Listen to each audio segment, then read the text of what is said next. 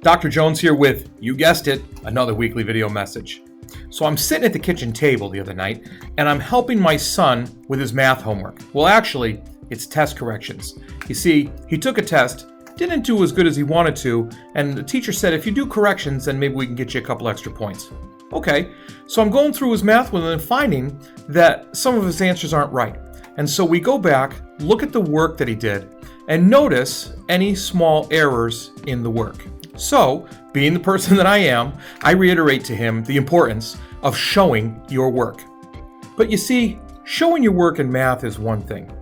And when I equate that to what we should all do as people when it comes to how we feel or how we experience things, it almost takes on a completely different meaning. But not so much. And what I mean by that is that when we feel something or experience something, or even do something, we come out on the other end with an outcome, or in math, an answer. And sometimes, oftentimes, especially when things don't go well, that outcome that we experience isn't exactly clear to us why we're experiencing that, why we're feeling that, or where to go from there. So what I mean by show your work when I'm talking about our own personal experiences is it's incredibly important for us to focus on process. You see, whenever we have an experience, we learn something. Now, sometimes we should learn more than we do, but we often get clouded up and forget the idea of reflecting on that experience and seeing just how we got there.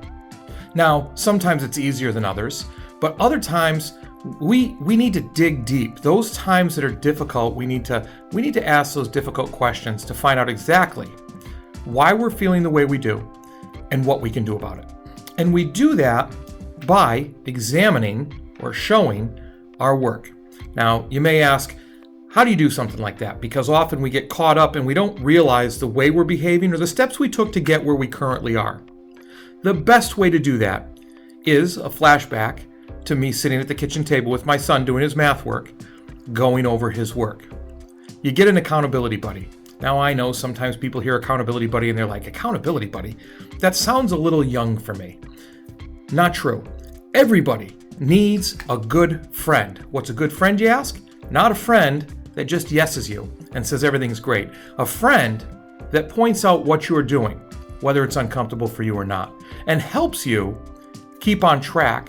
Stay accountable to what you're trying to do and where you're trying to get. So if you do something and you don't like the outcome, you may look back, but we're biased when we look at ourselves. And the hardest thing anybody ever does is look in a mirror and be completely honest with themselves. It's not that we don't try, it's that we're biased. We have certain blind spots that we don't notice.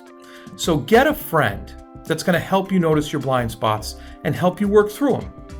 2, recognize that every outcome is based on actions that you've taken. Things don't just happen to you. So the idea is take responsibility.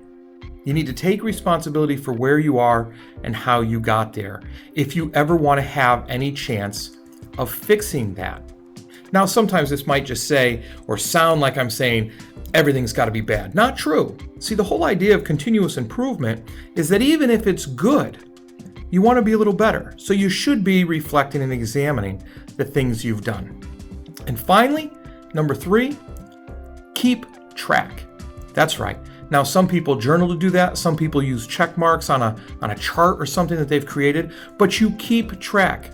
You see, when you keep track of your behaviors and actions, you have an easier time going back and reflecting on what's working and what isn't working. And now a little side trick to that is that once you keep track of something, say you're working towards a goal and you break down that goal and you want to do a little bit every day. If you keep track in a chart, you actually start to build a habit. And you can see that a habit unfold in front of you because often we are so short-sighted that we don't look at the big picture. But if you have all those check marks that line up, you see that you're really on a roll and you're making progress. So there you have it, the 3 ways you can show your work. Get an accountability friend, accountability buddy, whichever term works for you. That's number 1. Number 2 is to take responsibility for your actions and realize that your current circumstance is not because of somebody else. It's because of you. And as a matter of fact, whenever you point at somebody else, I want you to look at your hand. Go ahead, do it right now. Point, and notice that 3 fingers are pointing right back at you. And 3, keep track of your progress so you can continue to get better and ultimately succeed. Hey, thanks for taking the time today. I really appreciate it. I never take your attention for granted. So I really thank you for tuning in. Look, remember, be purposeful, act with integrity, and continue to build your character. You have a great day.